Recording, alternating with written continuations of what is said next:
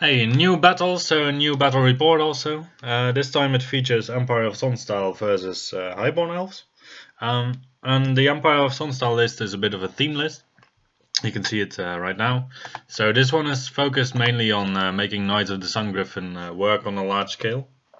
So the idea is that you have these 3 units of Knights of the Sun Griffin close to each other with a Arcane Shield, Arcane Engine behind them so that they get distracting, with some supportive magic, with some good buffs for combat. The 2 heavy infantry blocks in core are to just hold down the flanks.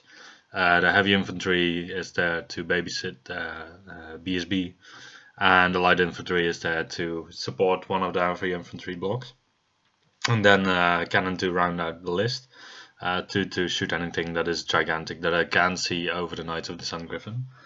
So the funny thing in this army is that you can protect your cannon very well because you have Knights of the Sun Griffin in front of it, so opposing models have to be gigantic of size in order to be able to see the cannon actually. So that's kind of funny.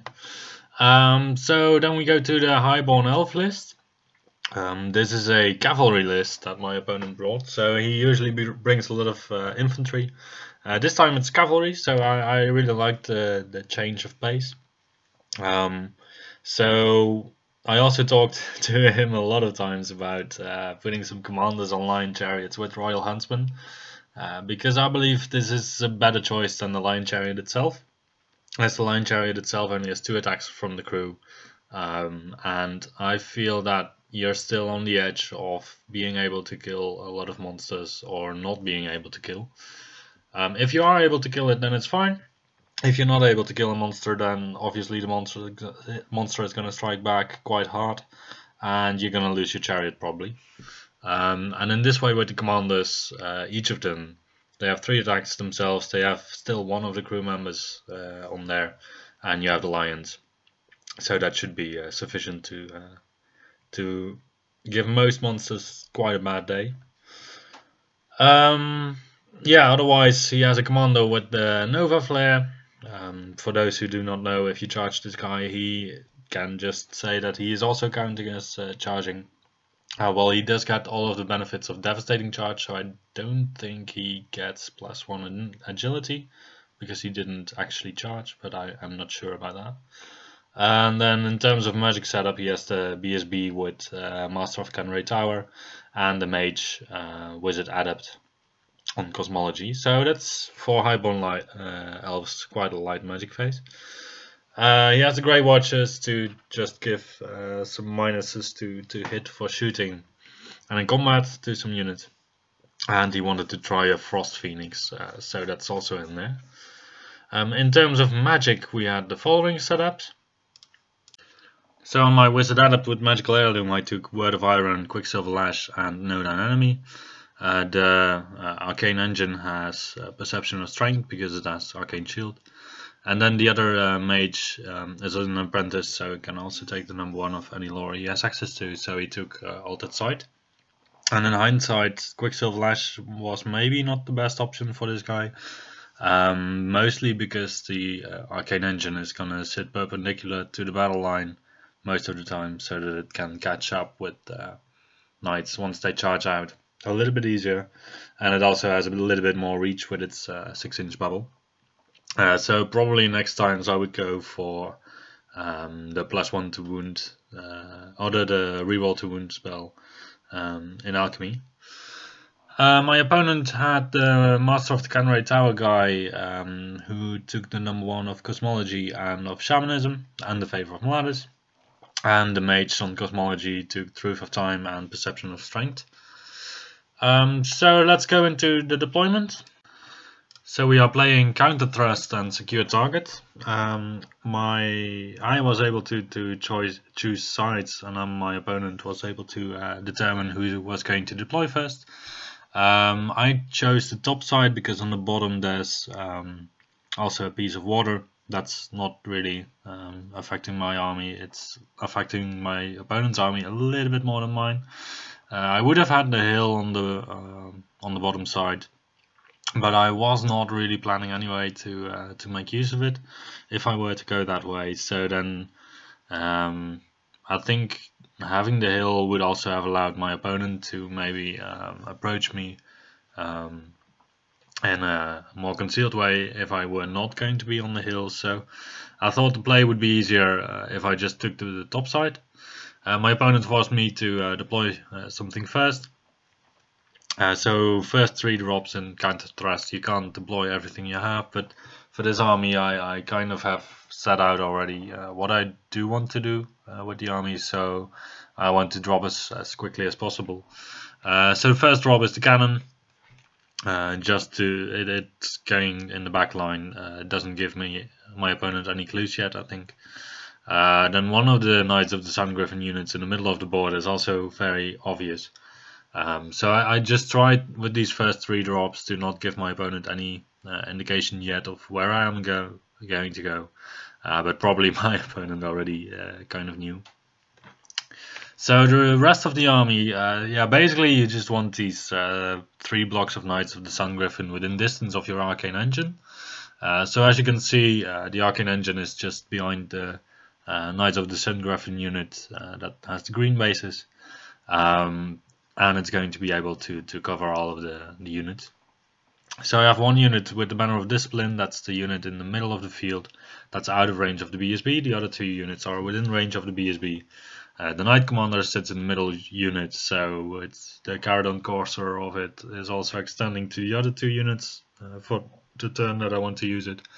And then we have the heavy infantry without the spears on the right, and with the spears on the left. So on the left, I feel like the spears give you a little bit more combat damage output, and then combined with the crossbowmen that have the marksman's pennant, I actually have quite some output before my opponent gets the strike. That is assuming any non-elf army that only has agility 5 maximum on the charge. So then my opponent deploys the rest of his troops, and I think he makes one mistake in his deployment, and that is the Lion Chariot that he's placing down now on the right. So this guy is quite good against the Knights of the Sun Griffon, but on the right flank I do have my heavy infantry, just with the task of holding up some unit.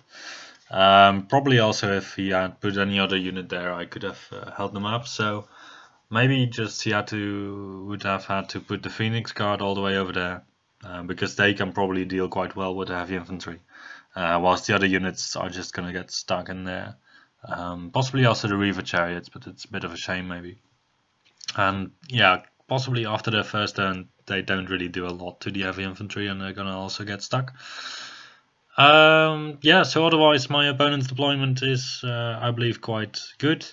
So I did also look at the field, and I did see that by giving my opponent the side that he's on, also for the other side actually with building, but he has a piece of impossible terrain that splits up his forces, and this is a good thing for me because I just want to play in a bubble, and my opponent, I want to force him out a little bit so that I can divide up his army a bit. So that if needed I can, if he's not going to put a lot of pressure on me, I can actually advance with the Knights of the Sun Griffon in the middle and put pressure on both of his separated small armies basically. Because if I charge in, then the impossible terrain is going to guard me from the rest of his army. Okay, so let's continue. So first we have my opponent's Vanguard with the Eline Reavers. I could charge these guys, but I don't think there's a lot of benefit to it, because my opponent, ideally for him, he should hold actually, so that he loses the unit of Eline Reavers, but I'm not going to manage any overrun into anything else, and he can very effectively isolate one of my units and deal with him. If I don't overrun, he has charge with the Knights of Rima in the flank and Highborn Lancers in the front, together with Lion Chariot. If I do overrun, he still gets the Highborn Lancers probably in the flank, the Lion Chariot in the flank, and he has the Phoenix Guard. So I can't really afford to charge this unit. So this is one of the weaknesses of the army as I'm playing it. So possibly you could mitigate it by fitting in another Knight Commander on a young Griffin that you don't really care too much about. But whether it's worth it is a bit of a question. It could be an idea to just get rid of 2 Knights of the Sun Griffin, fit in a Knight Commander to go into one of the smaller Knights of the Sun Griffin units. So what else? I give a move order on the right to the heavy infantry to just move up as aggressively as they can. They stay within range of the BSB for a reroll on the break test. And on the left, I advance also with the heavy infantry, and I shoot with the crossbowmen. Crossbowmen, they pick off a couple of the highborn lancers, and the cannon manages to shoot. I believe it just misses on the Frost Phoenix that was just barely on the hill. Yeah, so then it's my opponent's turn. He charges on my heavy infantry, and my heavy infantry, they flee the field. But my crossbowmen are still able to do a standard shoot at the Phoenix, causing a wound. And otherwise, my opponent doesn't have any charges, I believe. So he's just going to chaff me up. So he moves up the A-line reavers in front of my Knights of the Sun Griffin. He moves actually his general up in front of the other Knights of the Sun Griffin unit, which I thought was a very surprising move. I think my opponent thought that he would just hold up the unit forever, or just kill enough of them in the first round to maybe even win the combat. But then again, I have a charge, I have a banner, I cause fear. So if my opponent is going to lose, it's going to be a hard break test for him to pass. Yeah, and otherwise he also chaffs up my my heavy infantry with his Grey Watches. He's trying to just make sure that he gets all the charges he wants, and he wants to happen everywhere. And at this point, I am not too concerned about this. But yeah, I was quite faithful in what the Knights of the Sun Griffin can do, especially when they're buffed by the Arcane Engine, and also when you have some magic buffs. So it doesn't really matter whether you get the extra strength or minus strength on the enemy, or the extra armor on yourself, or the bubble of +2 offensive, defensive, and agility. That's a good one.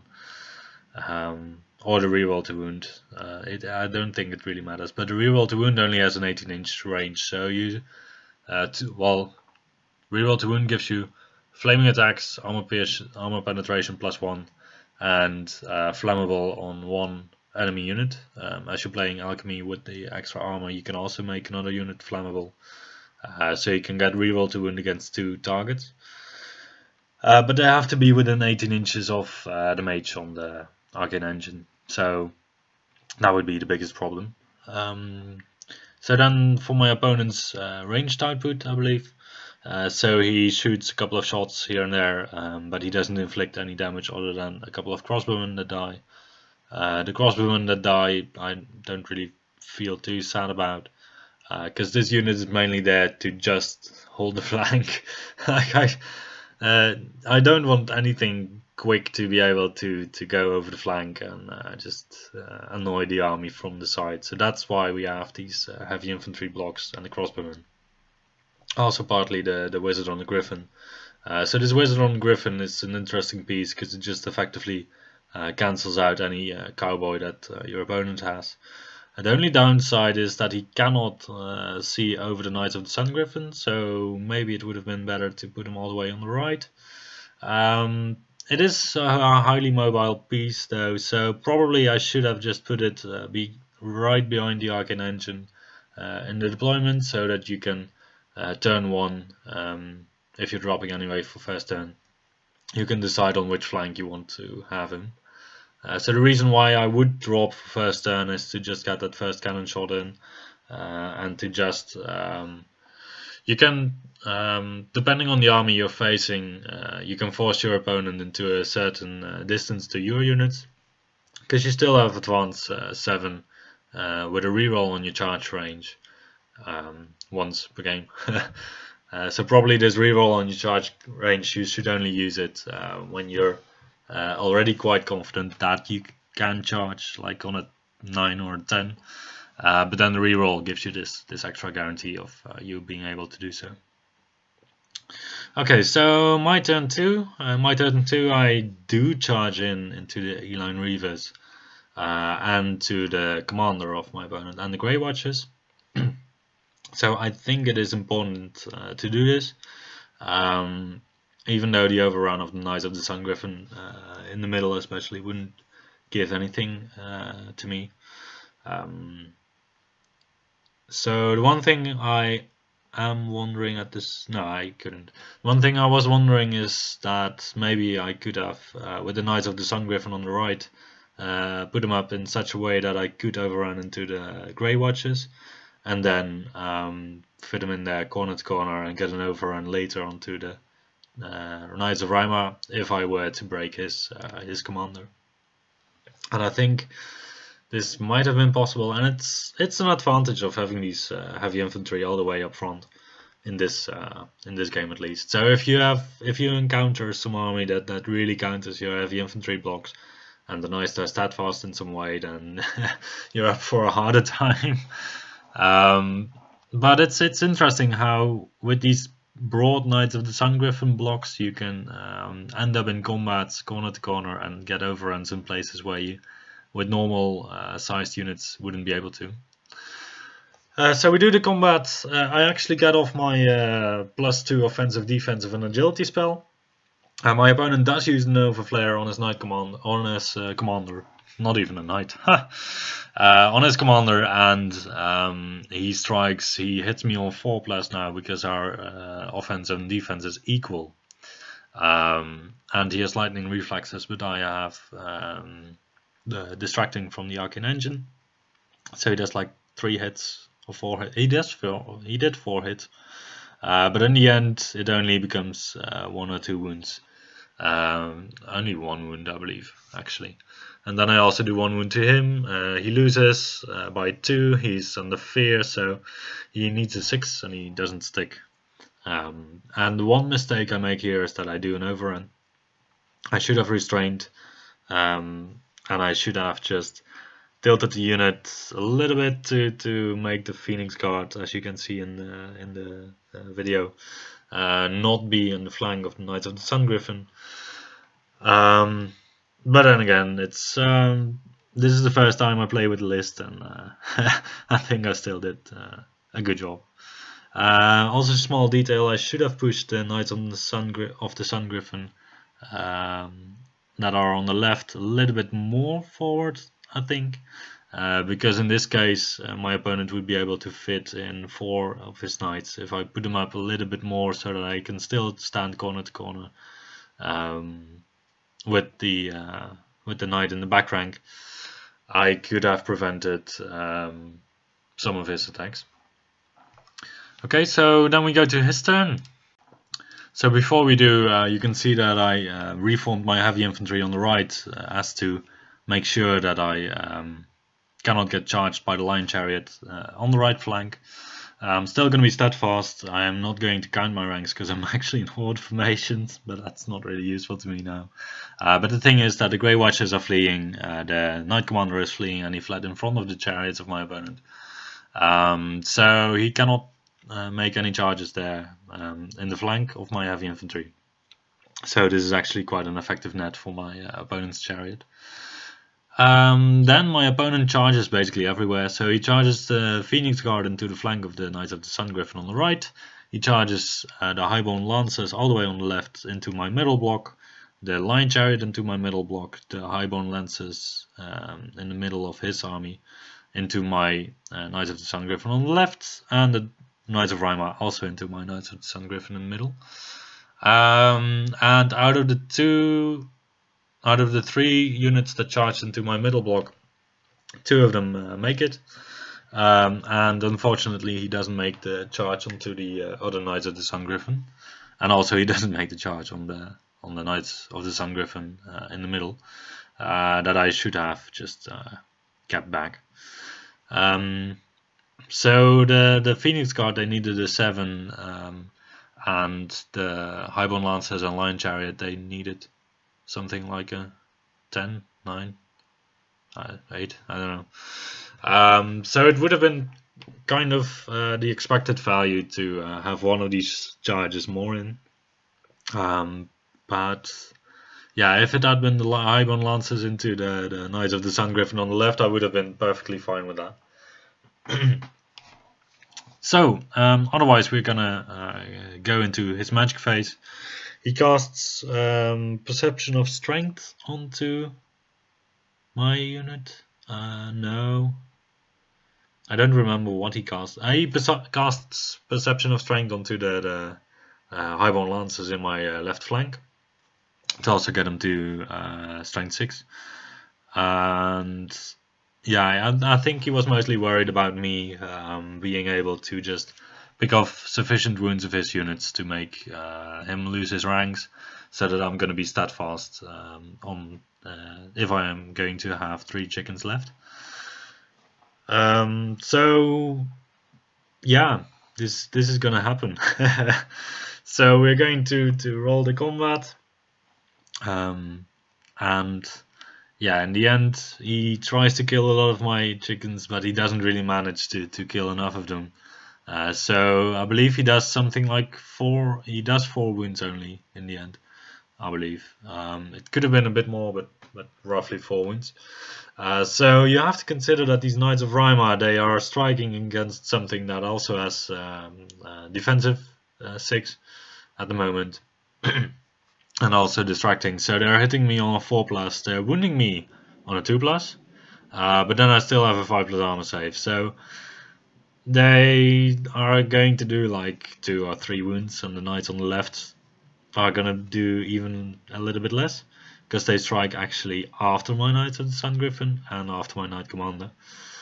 So I think 4 wounds, it could have been 5 wounds maybe, but anyway, I stick, and especially also with the minimized leadership, it's very easy to stick. And as a matter of fact, I'm telling this as if I had to take a break test, but it turned out to be a draw, so I didn't have to take a break test whilst I was being charged by 2 elite cavalry units. Yeah, so that was quite an interesting turn of events. On the right, we also still had the Lion Chariot charging into the heavy infantry. It also got stuck on the champion, and then the unit stood where it was. And then basically the board was set for my counter charges everywhere. So I would have the Knights of the Sun Griffin next to the building to charge into this flank of the Highborn Lancers. The other unit of Knights of the Sun Griffin could charge into the chariots, and then my opponent would still have 1 unit of Highborn Lancers and a unit of Phoenix Guard left. Probably the guy on the Lion Chariot could still do some damage, but I don't think he was going to go through 1 unit of Knights of the Sun Griffin in 1 round. Especially with the magic and all the buffs that I can give out. So all in all, I think it was an interesting show of events. Basically, it was a very short game by only finishing in turn 3 already. But it is impressive how sturdy these Knights of the Sun Griffin blocks can be. So yeah, in this matchup I was actually outranged in terms of movement range by my opponent. I think that in a lot of matchups you'll actually be kind of on par with your enemy, or that your enemy won't have sufficient models that are such long threatening that they will be able to smash through one of your Knights of the Sun Griffin units.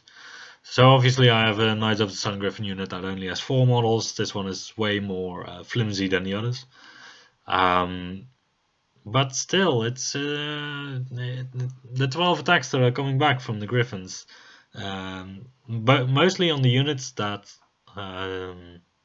do have the capacity to charge you and possibly go through. They also don't really have a lot of ranks themselves normally, and on this smaller unit of only 4, you have to do only 6 wounds to remove my steadfast. But on the unit of 5 already, you have to do more than or at least 9 wounds to remove the steadfast of the unit by breaking the rank. Whilst any unit that can threaten thus far normally doesn't have a lot of ranks themselves, so you can easily probably remove this single rank that they often have. Yeah, so that's it. I hope you enjoyed this kind of short video.